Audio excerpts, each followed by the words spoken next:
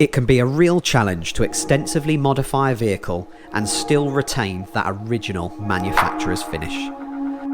Today we join James Jefferies looking at his unique project featuring an incredible engine swap done to such a high standard you wouldn't believe that this thing did not come from the factory. Just listen to this.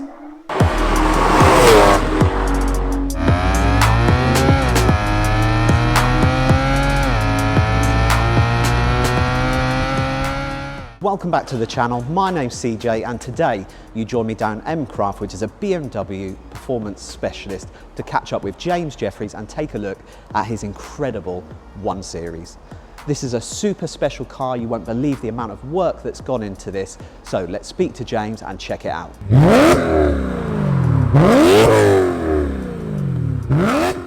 This is my 1 M3. It's a S65 Swapped E82 1 Series.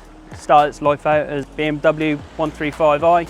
It was originally a DCT N55 motor. We basically just converted it into a full 1 M3 with S65. So I've seen it done a handful of times before.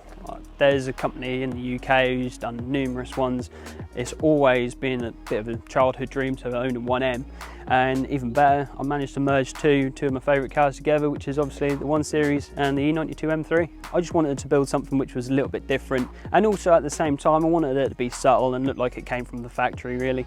Originally what we'd done, we managed to get hold of a crash damaged E92 M3. And that's really where the build began, to be honest with you. We took the engine out of that and we started looking around for a reasonable good donor of an E82, and we've managed to come across this N55 original 135i with a DCT, which made the build so much easier. Fitting the engine is relatively straightforward. All the engine bay is basically the same, other than a handful of brackets which we had to add. The overall chassis length is slightly shorter on a E82 by approximately 100mm. So actually fitting the engine into the bay is a bolt-on fit. So the E92 subframe bolts straight onto the E82 actual pan itself. All the locating studs are there already for it.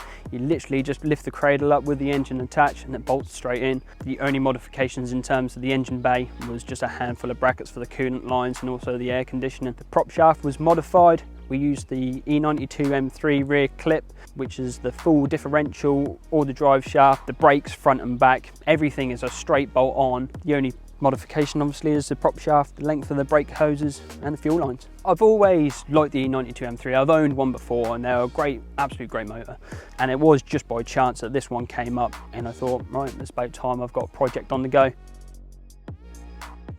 Yeah, honestly, I don't know why that is. I think the value in an E92 or E90 over in the States is a little bit lower. You can pick up damaged cars, like they're more readily available, where in the UK there's probably a lot less cars, and also people know the value of them a lot better. Breakers know what they've got, and when you try and get a salvaged car, they're just going to be a lot more expensive than the US. I simply think that is the only contributing factor of it. From a breakers or a salvage company, even an auction company, they know the value of these engines. They sell from anywhere between sort of 5.5 to sort of 8.5 grand. They're not cheap engines. They do suffer from some common issues such as rod bearings and small items like that, which are easy to address. It's just a lot of people don't. There is a couple of different alternatives you can do to get the engine to work in an E82. The simplest and the method that we've used, we actually stripped the interior to a bare chassis. It was completely empty, there was nothing in it. We took all the engine loom from both the E92 and the 1 Series. We modified a few of the small connectors such as the lighting, the seats for the iDrive, a few small connectors like that. That's the only thing that needed modifying, and we just used, yeah, basically the E92 full chassis harness. The engine loom is a quick plug and play into the main ECU box. Other than that, there's nothing much else to the electronics. Anyone can do it, and there's plenty of companies out there which can modify your prop shafts, modify your fuel lines to be shorter, and then once you've got those few items done, it is basically plug and play.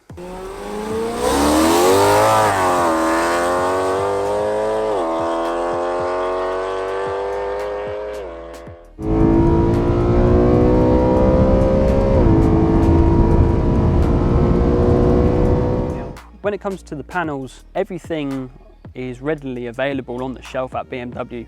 We got all the genuine 1M Coupe panels from Germany. They were shipped over, they come in massive, absolute massive crates which were fully suspended. All the bumpers, the headlights, literally everything you see is all factory BMW 1M Coupe parts. The only things which we haven't done yet are the wing mirrors and a few other tiny little bits and pieces. But as for the body, going on to fitting it, the full front end is literally a bolt-on job. The rear quarters do need to be cut, and how we done this was we used a company called Spitfire Body Centre, very closely located to us. What they done was they cut the arches the closest to the factory location as possible. We also drilled out all the spot welds. So essentially what we done was we peeled the outer skin off, and that just left us with the inside inner fenders really. The front track is widened by approximately 70 mil, and the rear track is widened by roughly 50 mil. That again is super straightforward. All the arms and everything off the original E92 M3 rear end brings the track out spot on, and the same story for the front end. All the arms, all the strut towers, everything just makes it look perfect. So we only put a handful of miles on the vehicle yet, and we have pushed it in certain areas. It just feels like a super lightweight E92 M3. The handling is phenomenal.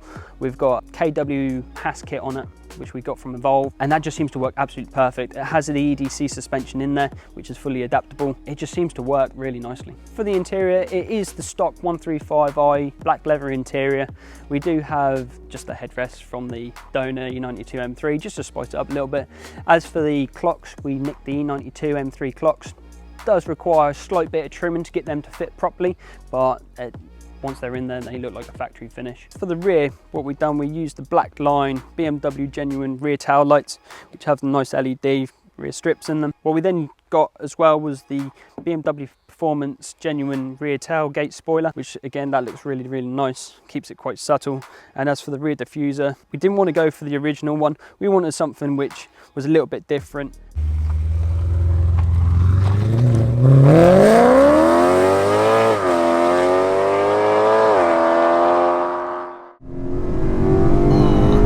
That box is just lightning fast. Oh yeah, that's it, right.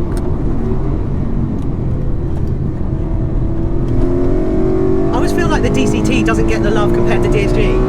No. Nah. But this is just as... it's the same, isn't it? Oh yeah, it's right. I mean, this is flashed with the GTS software. So it is a fractionally sharper gear change Than a regular M3. yeah, and it does just flip a little bit harder on the sort of downshifts. That sound is just amazing. Yeah, it never gets old really. What's it rev through to? 8,200. You just forget how high these German V8s just are. They just absolutely scream, mate. Yeah, I mean that's kind of really what they are built for, is like motorsport racing, and the road car is just a detuned P65, which was their race engine for the E92 M3. Oh, mate, absolutely nuts. Does it do everything you built it for? Yeah, 100%. No, I've kind of built it just to showcase, you know, what my business is about. Absolutely. And also to be able to just enjoy it at the weekend, you know. I still get my little one in the back, you know, take the missus out and go get some food or whatever. It still feels like you could drive it every day. Yeah, it's far from, you know, like a Larry track car. So obviously you've had to go for a custom exhaust with this, right?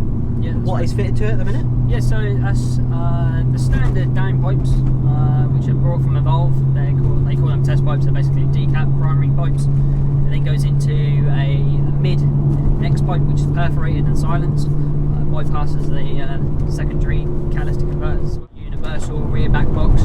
It's the only thing we could really purchase, because anything like a Kravovich or a Scorpion or anything like that, you physically cannot get for a 1M at the moment. So we had to really go. What would you say is your favourite thing about this whole car? How subtle it is, to be fair with you. It's just it can fly under the radar, but if someone knows what they're looking at, you know, people can kind of think that's a 1M. Don't realise there's a massive V8 exactly, under the bonnet. It. You can pretty much drive it anywhere at any time and sort of not be too dazed by it. But when you get on it, you know, everyone's looking at it. The original engine which came in this car, they're such a tunable unit, obviously turbocharged as well. Obviously some people who are watching might think the V8's a step back when it comes to tuning. What's your kind of thoughts on that? Sure, I mean, realistically the N55 engine is a tried and tested engine which can produce, you know, 700 brake horsepower. Wow. With a hybrid turbo on it, you can really get them up there, and they are a great engine. They're what end up being the S55, which goes in the M4. But I come from the generation growing up, always looking at the E92 M3, and I always loved actually how they sound. It's such a great sounding engine. I think that's really what made me want to put that engine into a 1 Series. Brakes are good, aren't they? Yeah, I mean, that's probably one thing we want to look at upgrading, but for now, let's stop them. Well, they do the job, and you think realistically they stop a heavier car. Yeah, exactly. Yeah. So actually, those brakes are actually more than capable for doing what they do here. Yeah, definitely. So, speak to me about MKraft there, mate. So obviously, you own a BMW specialist. How long have you been going? What work do you carry out there? Sure. So we carry out, massive range of services, anything from MOTs, services, full restorations, engine swaps, automatic and DCT conversions, everything like that really. We've been going since 2015, that's when I created the company. I then purchased actually another garage, which is a central garage cultural, and sort of merged the two together. Yeah, I mean that's sort of how it's founded and how we go about sort of day-to-day sort of work. It's mostly absolutely amazing, mate. What an incredible machine that car was. The standard and quality of the finish is second to none. You can really see that using original parts like the bumpers just gives that amazing factory finish. The engine swap is really unique, and it was amazing to hear that it really wasn't as difficult as it first might be perceived. Thank you to everyone at MKraft for giving me the opportunity to come in and just film around for the day. Really is a quality outfit, and I'd certainly recommend if you wanted any works carried out to your BMW.